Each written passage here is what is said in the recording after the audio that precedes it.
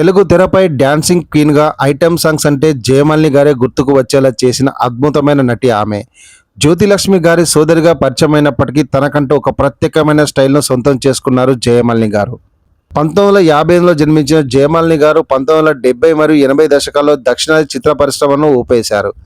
ఆమె కెరీర్లో సుమారు 500కు పైగా సినిమాల్లో నటించడం విశేషం. ముఖ్యంగా ఆమె చేసిన ఐటెం సాంగ్ ఆనాటి మాస్ ప్రేక్షకులను విపరీతంగా ఆకట్టుకునేవి.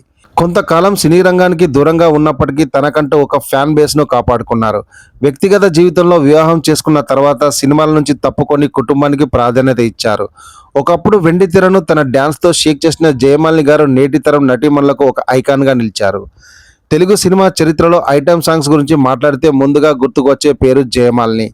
ఈ వీడియో మీకు నచ్చితే లైక్ చేయండి. మరిన్ని ఆసక్తికరమైన సినీ విశేషాల కోసం మన ఛానల్ను సబ్స్క్రైబ్ చేసుకోవడం మర్చిపోకండి.